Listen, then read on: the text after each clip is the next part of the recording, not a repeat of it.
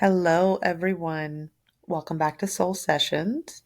My name is Alex.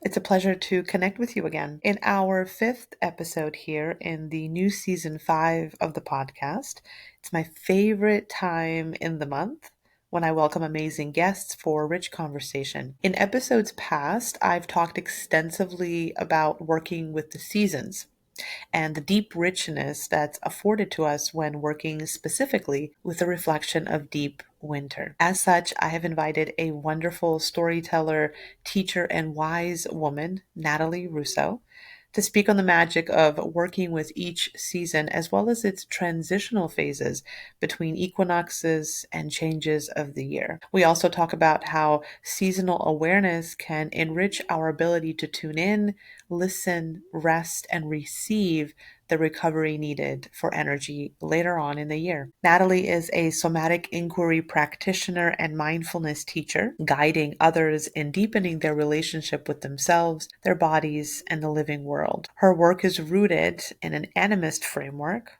honoring the wisdom of the natural world, the cosmos, and our other than human kin, plants, ancestors, and the unseen forces that shape our lives. She comes to this work through a 25-year journey as a yoga and meditation teacher, continually drawn to the ways we can cultivate presence, resilience, and connection. I will share her entire bio in the description of this episode, as well as contact information and where you can connect with Natalie. Without further ado, let's get into it.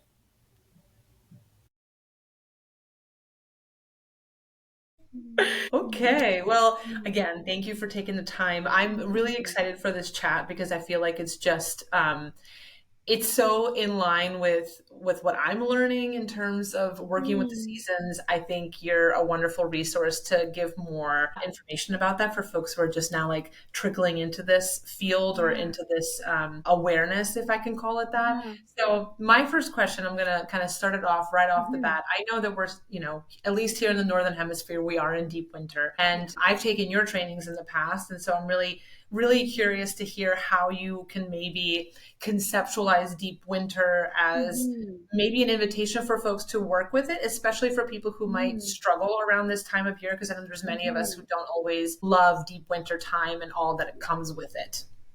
Sure, sure. Yeah, I totally appreciate that. Yeah, this in the Northern Hemisphere, we are in it, right? We're really in this time of like midwinter, right? We're in the season of Aquarius while we're recording this, which is the fixed season at the heart of winter in the Northern Hemisphere. And yet we're also this time of year, we are a month out from the solstice, a little more than a month out actually now. Where are we? I should look at my time. But so we're in the depths of winter, and yet we have passed through the darkest time of the year. So at the time that we're recording this, we have passed the cross quarter Celtic cross quarter fire festival that is known as Imbolc. And that time really I think of as like the quickening of late winter, early spring. And so, though for many people, when they look outside, they will still see a winter landscape.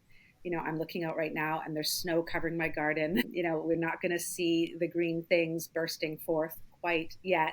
There is a sense of something shifting. And primarily, we experience that as the shifting of light. So the sun is rising a little earlier, it is setting a little bit later. And that brings, in general, I feel energetically, there is a little quivering of hope in our hearts again, right? That, oh, okay, though we're still in the winter season, something is turning. And so, how I like to work with that energy is first, I think in the modern world, most of us are dealing with a fair level of exhaustion for multiple reasons. And so, I really like to work with the invitation of deep winter as a time of rest and restoration. And of course, the world doesn't work like that. We don't all get to hibernate in the winter. We have to go to work and we have to tend to our families and we have to show up for things. And at the same time, if there can be, maybe I try at least to give myself a little more permission to also say no to what I don't need to be doing and gift myself a little bit more time in the darkness that is still present at this time of year, in the silence that is more present in this time of year, and allow myself an opportunity to catch up, right? We have other seasons of the year that are more extroverted, where the days are very long, very hot, and we naturally are drawn outwards into relationship and into the world. And so in this time of the year, it's a little quieter.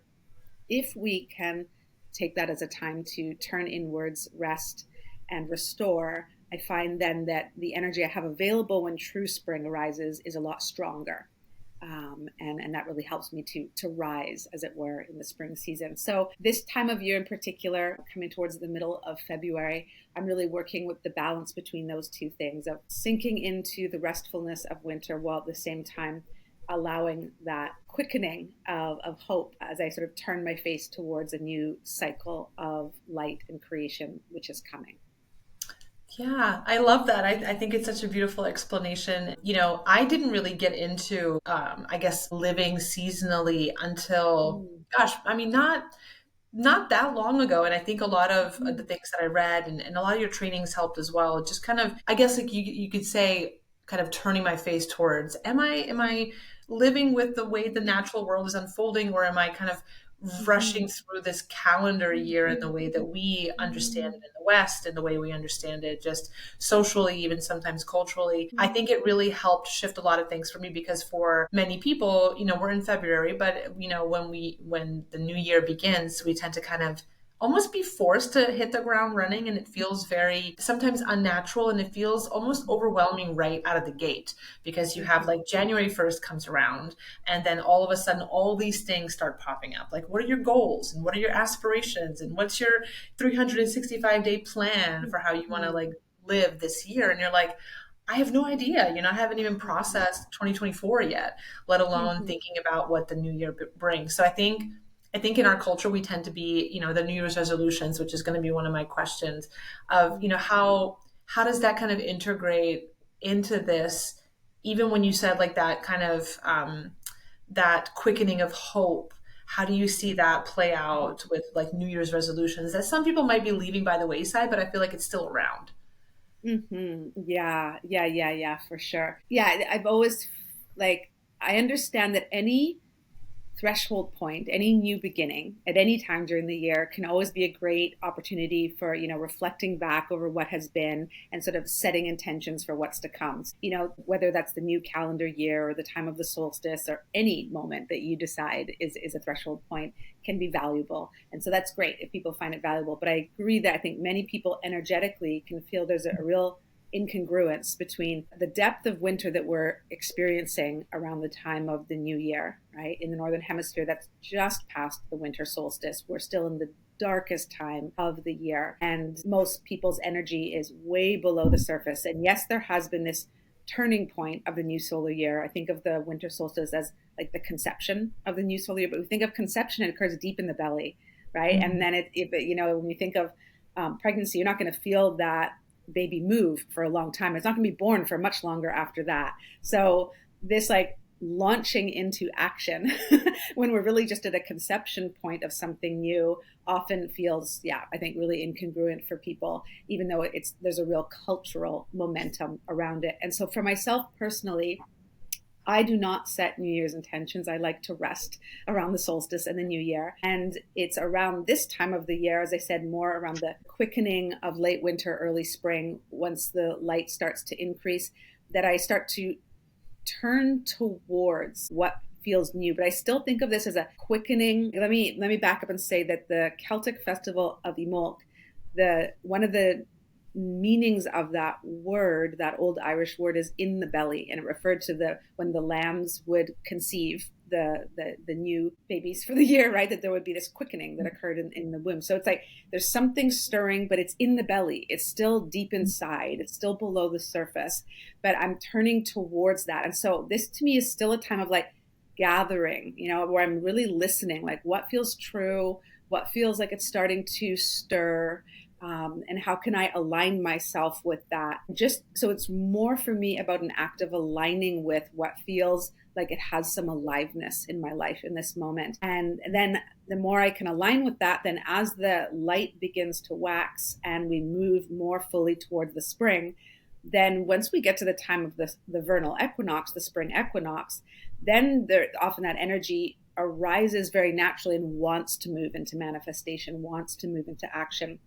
And so if I give myself that much time, from like the depth of winter around the winter solstice all the way to the vernal equinox to come into relationship with my intentions or goals or desires for this next solar year, I find that there's a lot more generosity there. And I often end up setting goals and intentions that are more aligned with what is true for me on a core level and that I'm realistically going to be able to maintain or move towards. So that's how tends to be how I like to work with it and how I tend to teach it or share it in the programs that I do. Yeah, How does yeah. that And land? yes, that's amazing. And I think what I'm hearing is like there's more of this intentionality, and we're not just Mm-hmm. setting goals for the sake of setting Mm-hmm. goals or for the sake of being productive, but just really, like you said, like tapping into what's at the core of things. Because I think sometimes it's Mm-hmm. easy to kind of overload your plate with all these things that I want to do and experiences or adventures I want to have. But what's really at the core of things, and how do you Yeah. prioritize all of that without overwhelming yourself to the point of, okay, now I just don't have any bandwidth to even start or continue pursuing some of this stuff. And I think, Mm-hmm. along with like just seasonal work and integrating a little bit of astrology, and I know you and I talked a little bit about this in the past, like during our check-in, but that idea of how does it move energetically with, and not to get like too segued into astrology, but how to move into it by looking at where we are astrologically. And that was a Yeah. huge like Mm. game changer for me. I was like, oh my God, like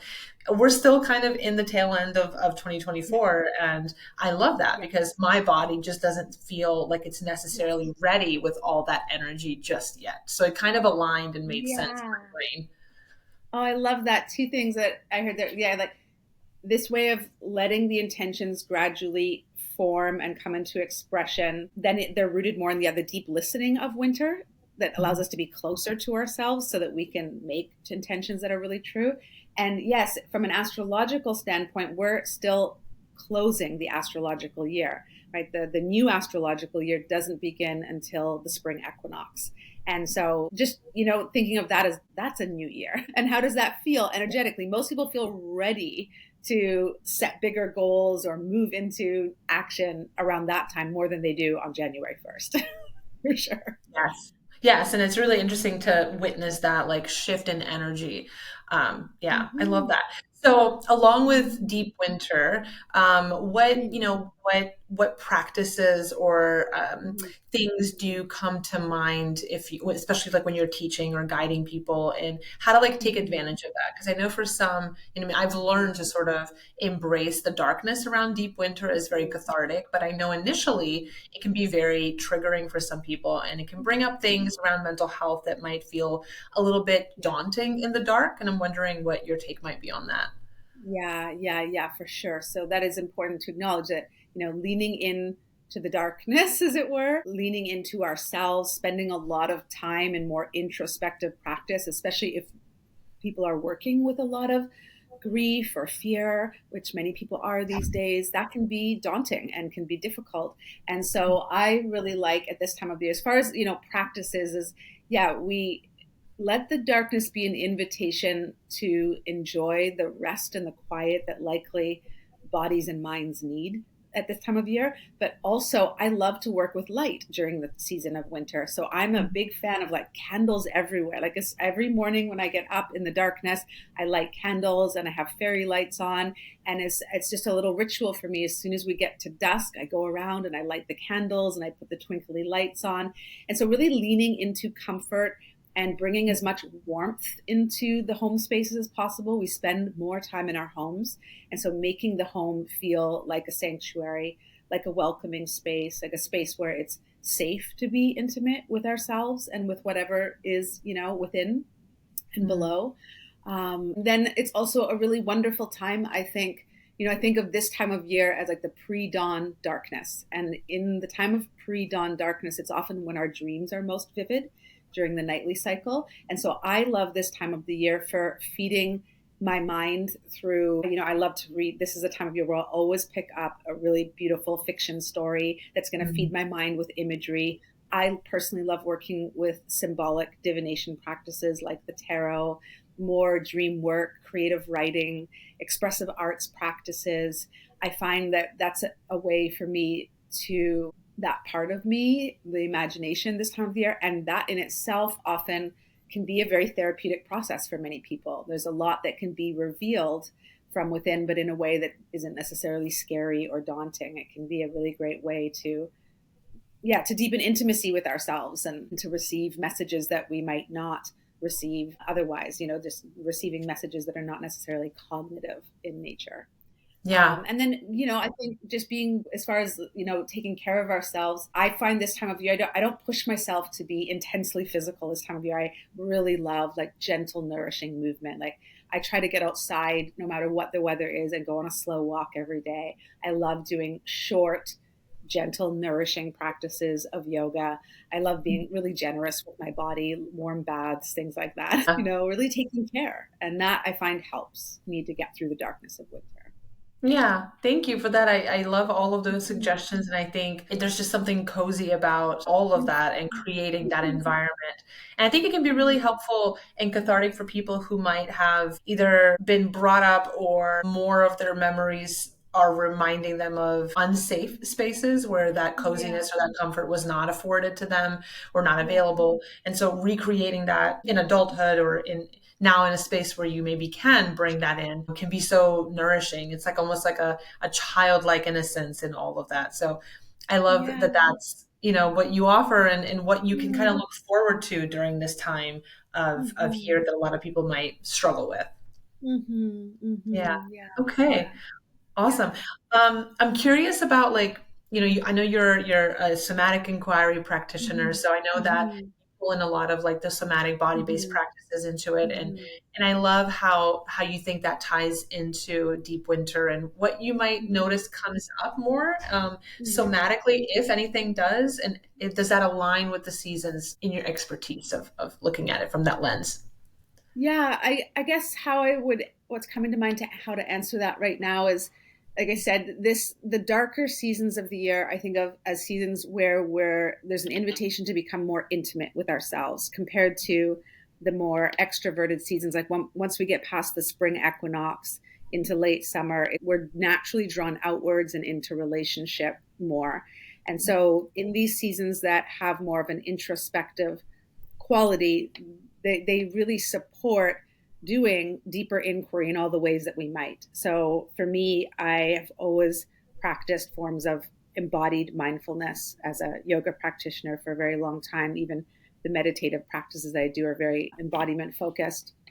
And so, like I was saying earlier, these really gentle, simple practices, even just taking a bit of time to, get down on the floor and lay on your back and roll around slowly and just slow down and get really curious about what's there. Taking some time to, not filling every moment with activity, but taking more times like that, just okay, dusk, light the candles, wrap yourself in a blanket, sit with a cup of tea, and just put your hands on your heart and just inquiring gently, gently, what's here? What am I feeling? What am I noticing? What's true for me right now? I think that again, our lives are very busy these days, and there are a lot of things that want to capture our attention. Many people are struggling with attention being drawn outwards, and our attention can become very consumptive with things like social media. And so it's a really quite a radical act to just slow down and take a few minutes a day just to be intimate with ourselves. And it doesn't need to be a big deal. It doesn't need to be a major practice,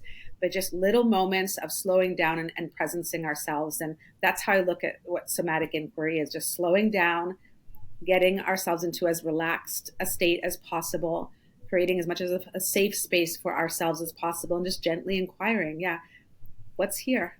What am I feeling? What am I noticing? Which parts of me might need attention, and how can I turn towards them? And so I think this is a beautiful time of year to do that. And if we come back to the question around knowing what it is we want, our intentions, our desires, our goals, I find again, the more intimate I am with myself, the closer I am to myself, and I really know what I'm feeling, then my ability to set goals that are in alignment with my truth, the truth of who I am, is enhanced. So I find that I just make better choices if I cultivate this intimacy. And this is a great season to do that. Yeah, I love that. Something that stood out while you were speaking about that is, I know that in February now, at least here in the West, again, where it's a lot of, I know it's a little bit commodified and commercialized to talk about Valentine's Day, but like there is this sort of energy of love. And at least in the mental health field, and what I see a lot in therapy circles is like the concept of self-love. And the reason why it reminded me of this is because when you were speaking about being intimate and kind of close with yourself and sitting with what comes up, I'm noticing that a lot of how we have maybe commercialized the concept of self-love has kind of stayed on the surface of things a little bit, and that maybe not digging down into the depths of what might be there that wants to surface and that wants to be acknowledged or witnessed. And I think, I have a whole rant about, self-love and self-care in the way that we sort of sell it. And it's become a little bit of a business sometimes. And I think we lose an opportunity to really sit with, again, what comes up and letting it sort of take space so that we can learn to sit with it and not necessarily react to it. And I'd love to kind of hear your perspective on self-love, especially now in this new age of social media and mental health and therapy, but with these new generations coming in, I think it might be a little bit different. Yeah, I love this topic. There's so much there. I could go on a few rants myself. Yeah, I think that it is such a true act of love and care, self-love and care, just to slow down and turn towards our inner experience.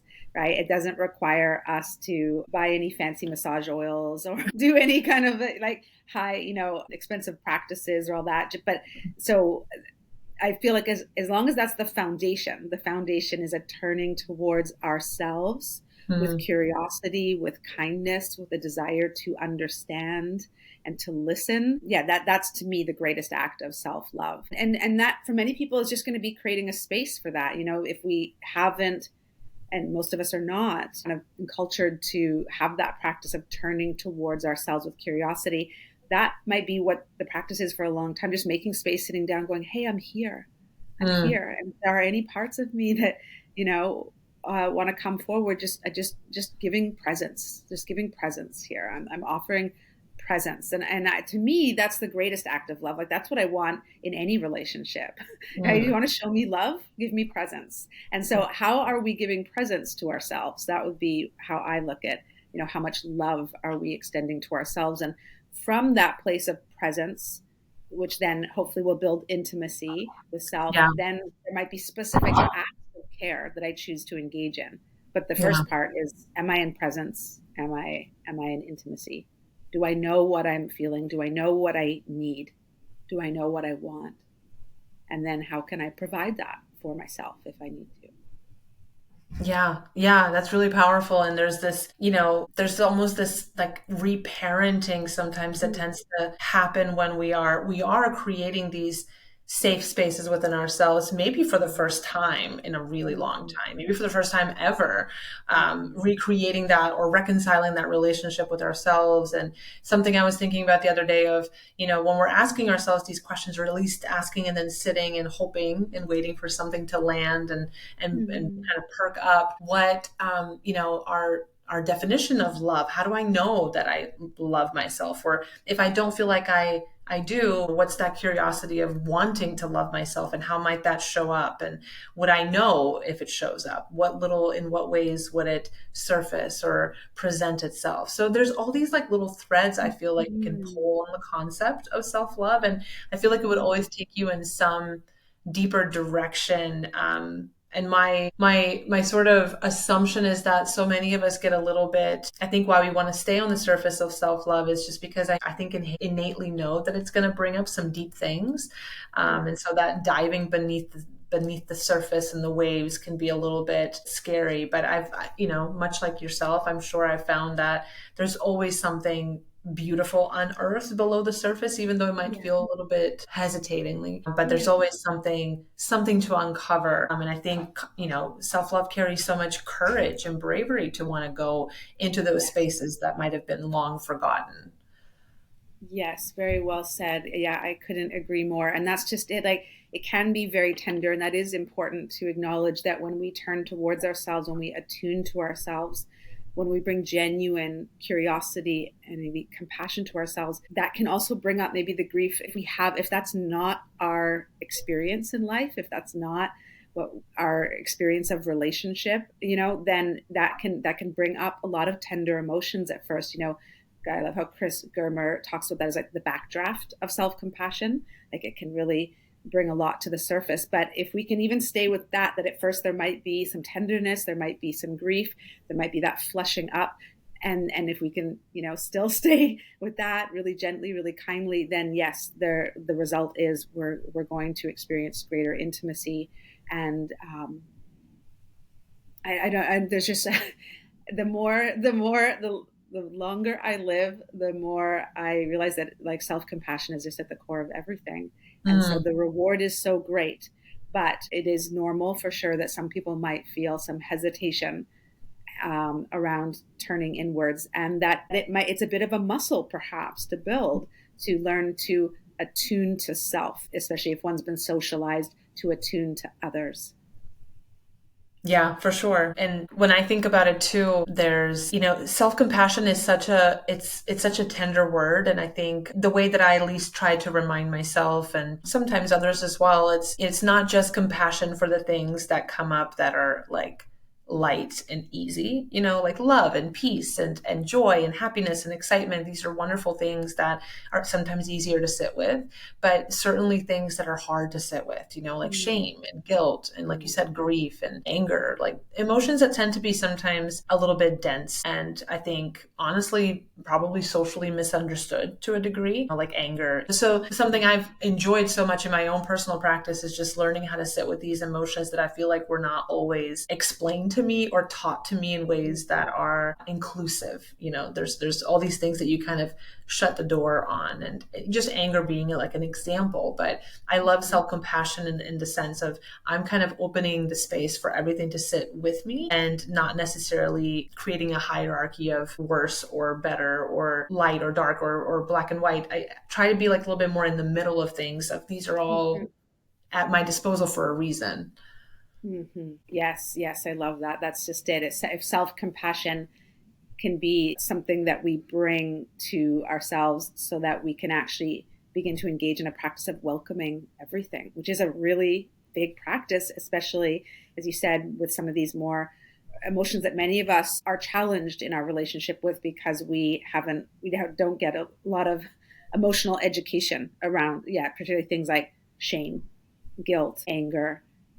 These are challenging, not challenging as in bad, but Yeah. just that we often have to. There's a certain capacity that needs to be built to stay with that and to stay in kindness with ourselves, to stay in curiosity. So it's a practice, and be gentle, go slow. It doesn't have to happen all at once. Yeah. Yeah, I appreciate Mm-hmm. that. Do you Mm-hmm. have and Mm-hmm. apart from what we've kind of already shared a bit, any advice for people wanting to live more seasonally and kind of align themselves to this way of life? And I say that because it is a bit of a kind of a shift in perspective sometimes, or a shift in pace. If we're really used to Mm-hmm. going, and then now trying to slow Mm-hmm. down, it can feel a little bit foreign. So, Yeah. any advice or anything you want to kind of share with people who want to integrate more into this holistic way of living? Yeah, yeah, for sure. Yeah, I mean, I think the main thing, I mean, I'll just say, just to explain a little bit more about how I became so attuned to seasonal living is because I did spend a number of my years living off grid, totally without electricity, all of that. And so it became very obvious when you unplug from those things, it's almost impossible to Yeah. deny the impact of waxing and waning of light. The changing of the seasons and the cycles. And so, while that's not necessary for all of us to do in order to attune, what I like to encourage in the programs that I teach is just taking some time every day, ideally, or multiple times during the week, to just be outside and pay attention to the environment around you. Really track in the particular bioregion where you live how your body is registering the changing of the seasons. So noticing that's why I really love just going on a short walk, even just standing outside in your outside neighborhood or yard for a few minutes every day and just noticing like what do I hear during this season? What do I smell during this season? How does my body respond to this season? How does my mind and emotions respond to this season? Really letting yourself take in what you're observing through your senses, through doing this sort of somatic inquiry with your environment. I think that's really the first place to start. So it's more of a felt sense experience rather than just, a cognitive idea. And then of course, like just thinking, I think it's very natural and intuitive to everyone. You don't have to get a lot of education around it. Just what would it mean in my life? Everyone can ask themselves this. There's a season of waxing and a season of waning. And Mm, so what does that mean for me? How do I express or experience my energy flowing outwards and into the world during times of waxing light or waxing warmth? And how do I like to go inwards? And mm, how can I practice that in a way that is also congruent with my lifestyle and my responsibilities? And so really making it your own. So there's no one way to do that at all. But those would be the two things I would say, just like contemplate it for yourself, what it means to wax, to wane, to move outwards, to flow inwards, and attune to your environment, because our bodies are made for that. They're made to pick up that information and to respond. And our bodies and minds are responding to our environment and these changes in light and warmth. And again, like it's amazing, like just bird song, like having, there's more bird song at certain times, or there's different scents that are happening at different times of the year. So just making that a little bit more conscious and beginning the practice of tracking that for yourself, and let that be a process of learning, and just take it as far as you can. yeah, I love that. Something that came to what I really appreciated about all of this is that you're kind of inviting people, not to just what you mentioned, but this idea of you don't have to overhaul anything overnight or like Yeah. absolutely change your life 360 degrees or cut out all of these things. The invitation seems to be more of like, here's this invitation, and in this very sort of simplistic way, molding it into what you already have, the schedule that you have, and the lifestyle that you have, but just noticing small little shifts that might Mhm. eventually morph into something bigger. I Mhm. think what I've at least noticed, many years ago when I did my yoga training and all these things, different resources that we were given, it kind of overwhelmed people because they thought they had to, change everything overnight or cut Mhm. out all these things and then reintegrate themselves into this whole new way of living. And it kind of paralyzed people from wanting to pursue or try different activities or different exercises. Yeah. Yeah. Yeah. Yeah. Oh my gosh. I so much to say on that topic. I agree. Like I'm really a fan of like starting really small, really simple, incremental changes over time. Yeah. I think you're going to get a much better effect. Yeah, for sure. Okay, well, last little bit here is I always like Yeah. to ask for any resources that you want to share Mm. with folks in terms of like, I think I've gotten a lot of book recommendations from you actually, either like Mm. through a post or something. And so I have a stack of books that it's always like you get one recommendation and then it's like 10 other books that like follow that one recommended book. So before you know it, you went and you bought one book and you came home with like 12 books. So Oh my goodness. Yeah. any resources, it doesn't have to be books, but anything that might help Oh, people get a little bit more on deep winter or at least this time of year or seasonal yeah. living in general. Yeah, I'm like looking around. I have like 700 books in my office. I'm like, oh gosh, this is the hardest question for me. Like a book, you I know. know, there's so many, I think, wonderful books that are written on seasonal rhythms and Mm. rituals. But right now, a book that's coming to mind is a book that was written by a friend of mine locally here in BC. Her name is Carmen Spagnola. She's an amazing witch and a cordon bleu trained chef and a somatic practitioner. Yeah, and so she's written this really beautiful book. Like it's gorgeous. It's called The Spirited Kitchen. And this would be Okay. for people who like, I mean, some of the recipes might seem more complex for some people because, as I said, she's a high trained chef, but they're like beautiful recipes and not all of them are complex. Some are very simple. Some Yeah. are more complex for those who like do that. And there's crafting exercises and it goes through the wheel of the year. It's just so visually stunning. And she's a really great writer and she puts a lot of really great content in there about tracking the wheel of the year, Mm. and having, practices and crafts and rituals that one could do.